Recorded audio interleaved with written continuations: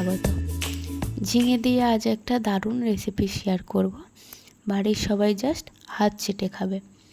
গরম তো পড়ে গেছে, তাই ভাবলাম ঝিঙে দিয়ে এই রেসিপিটা শেয়ার করি। ফার্স্ট কড়াইতে সর্ষের তেল দেব। তেলটা গরম হয়ে গেলে তাতে কালো জিরে ও কাঁচা লঙ্কা দেব। তারপরে একটা বড় সাইজের পেঁয়াজ কুচোনো দিয়ে দেব। পেঁয়াজটা ভাজতে থাকবো, তবে কিন্তু পুরো লাল করব না।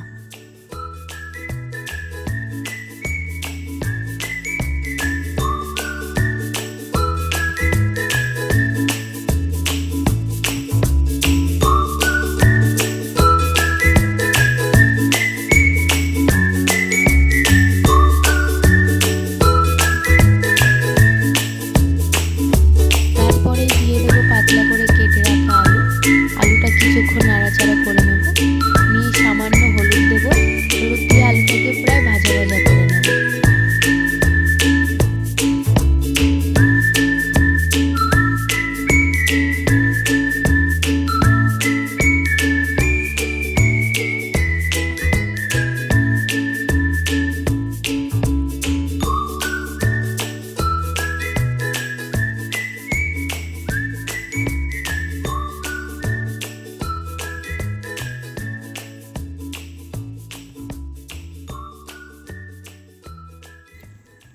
আলুটা ভাজা হয়ে গেছে।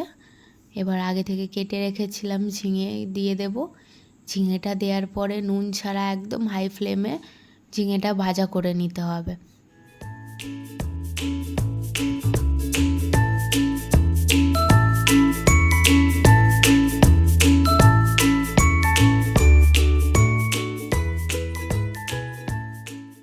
তারপর লবণ ও কাশ্মীরি লঙ্কার গুঁড়ো দিয়ে ভেজে নিতে হবে।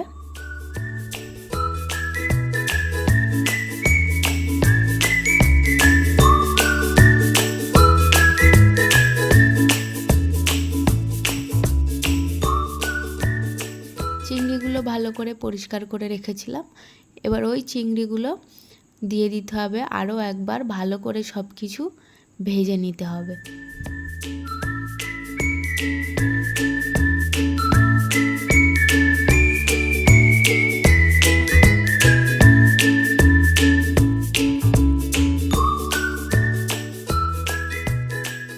গ্যাসকে লো ফ্লেমে রেখে ঢাকনা চাপা দিয়ে দেব।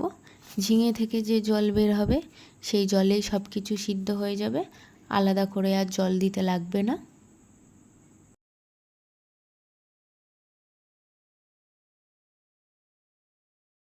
ঢাকনাটা খুলে চেক করে নিলাম।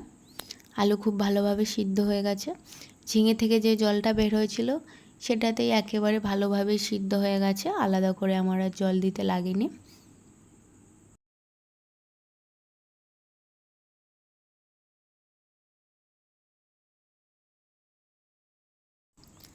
আগে থেকে একটা পেস্ট করে রেখেছিলাম, 4 চামচ পোস্ত ও 1 চামচ সাদা তিল। এবার সেই পেস্টটা এবার দিয়ে দেব আর কিছুক্ষণ ফুটিয়ে নেব।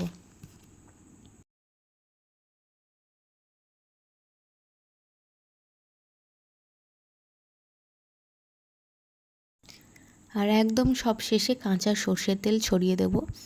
এটা গরম ভাতে খেতে কি অসাধারণ লাগবে, একবার অবশ্যই বাড়িতে এটা ট্রাই করো। আর গরমে কিন্তু তৃপ্তি করে ভাত খেতে পারবে এই রেসিপিটা দিয়ে। পোস্তর সাথে চিংড়ি আর তার সাথে কাঁচা সর্ষের তেল, কী যে অপূর্ব গন্ধ বের হবে রান্নাটার থেকে, কি আর বলবো। রেসিপিটি ভালো লাগলে অবশ্যই ট্রাই করো আর আমার চ্যানেলটিকে সাবস্ক্রাইব করে দিও। ধন্যবাদ।